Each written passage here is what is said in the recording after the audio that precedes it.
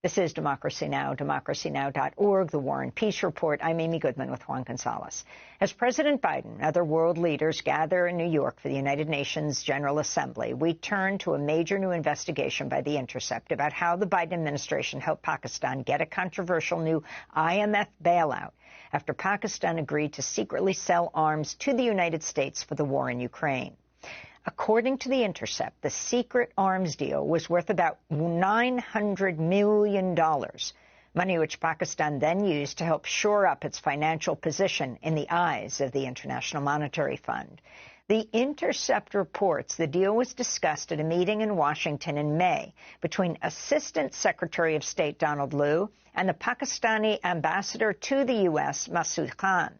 Pakistan's stance on the war in Ukraine has shifted notably since Russia's invasion and the ouster of Prime Minister Imran Khan, who was removed from office in April 2022. Khan is now imprisoned in Pakistan. In August, The Intercept revealed the existence of a classified Pakistani cable that outlined how the U.S. State Department had encouraged the Pakistani government to remove Khan from office in March 2022, just weeks after Russia had invaded Ukraine. The document stated the U.S. objected to Khan's neutral stance on the war. According to the memo, one State Department official warned Pakistan's ambassador to the United States that, quote, all will be forgiven in Washington if Khan is removed. Since Imran Khan was removed from office, Pakistan has shifted to support the U.S. and Ukraine on the war. At the same time, Pakistan has cracked down on supporters of Imran Khan, and elections have been postponed indefinitely. Meanwhile, the strict conditions of the IMF bailout have sparked mass protests in Pakistan. We're joined now by Ryan Grim, The Intercept's Washington bureau chief. His latest piece, co-written with Murtaza Hussain, is headlined, U.S. help Pakistan get IMF bailout with secret arms deal for Ukraine, leaked documents show. So elaborate on this, Ryan Grim. Talk about the significance of the arms deal and Pakistan's changing position on the Ukraine war. In fact, it happened to be that Imran Khan was visiting with President Putin the day Russia invaded Ukraine. Right, on top of Khan's neutrality, because Imran Khan had tried to play a balancing role between the United States, Russia, and China generally. On top of that, he happened coincidentally to be in Russia on the day of the invasion for a long-planned bilateral agreement. And that absolutely, infuriated Washington.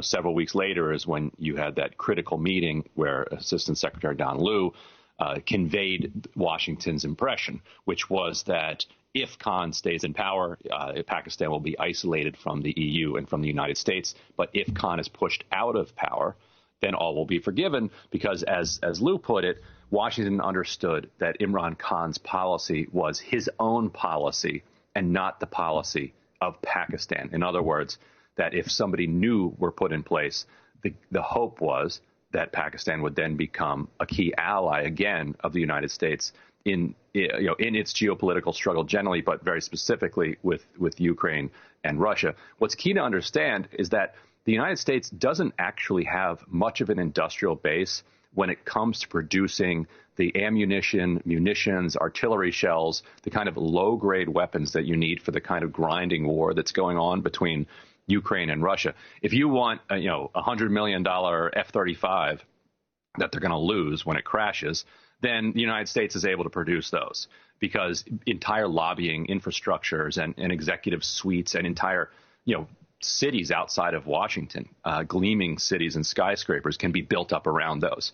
But just producing artillery shells, that's something that the U.S. has kind of outsourced to countries like Pakistan in the past. And so Ukraine was very quickly running low. So what our reporting found is that by August of 2022, so just a few months after Khan was ousted, according to the documents that we reviewed, Pakistan was producing significant amounts of artillery that were being paid for by the United States, shipped to Ukraine and in taking part in the war over there.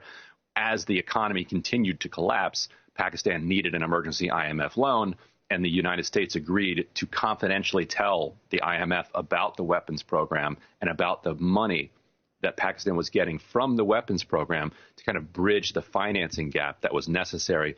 Otherwise, there would have been a complete economic meltdown in Pakistan. And Ryan, in terms of the use of the IMS like this as a political instrument, essentially, what was the impact of the package and the reforms, so-called reforms that the IMF always requires of countries in Pakistan, on top of the political convulsion that has been resulted from the removal of the prime minister? Right. As you know, these reforms always come at a price to regular people in the country, these kinds of structural adjustments that are insisted on by the IMF. And because of that, the IMF always insists that it negotiate with an elected government that has a mandate from the people. Now, mandate can be broadly defined because often it's very directly going in the face of what the will of the people of that particular country is. But at least they want an elected government in place that they can kind of pin these reforms on.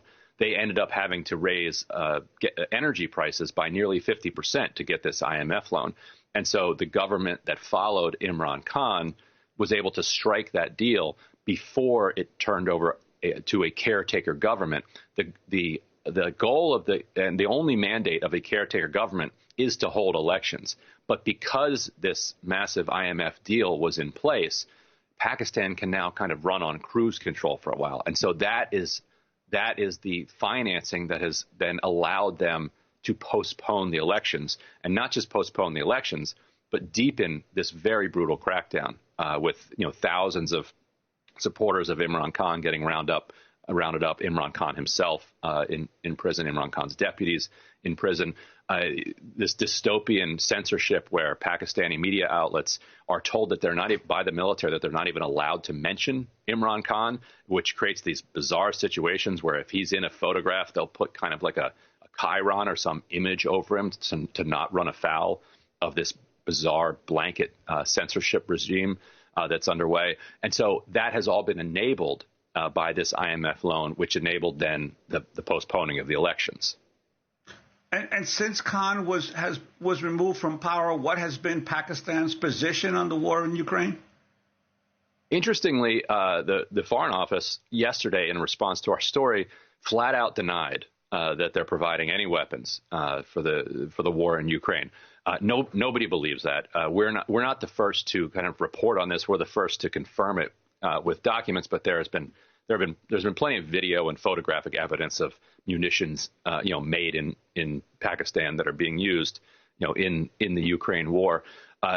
So publicly, they're still proclaiming some sort of neutrality, but you have had comments from the military leadership that have been hostile towards Russian invasion and have kind of satisfied the United States requirement. And the fact that they're operating this multi-$100 million, it's over $1 billion by now because our data stopped last summer. The production of the munitions for the war effort makes it clear that after Khan was removed, Pakistan became a reliable ally of the United States in this war. Before we move on to the showdown on Capitol Hill around the government shutdown, I wanted to ask you about the person you interviewed, Arif Rafiq, Ryan, who said Pakistani democracy may ultimately be a casualty of Ukraine's counteroffensive. So why would the U.S. and its allies go to such lengths for Pakistan's allegiance to on Ukraine? Yeah, as you've covered on this show for so long, when the United States has a primary foreign policy objective, in particular when it's a war, everything else falls away. And that's what you're seeing in Pakistan now. And for Pakistanis, the irony is clearly not lost, that the United States and is bringing together kind of the world to stand up for the defense of democracy and sovereignty in Ukraine. Meanwhile, quite deliberately and openly sacrificing democracy in a country of 230 million people in Pakistan. That democracy is being asked, to sacrifice itself for the one in Ukraine. And so it's also caught up in the geopolitics of Pakistan's, shifting relationships with Russia, with China, and with the Gulf countries, which obviously don't even pretend to be, champions of democracy. So now pretty much everyone involved with Pakistan now is no longer, pushing for any defense of civil society or human rights within the borders, though perhaps the protests and the pressure that's coming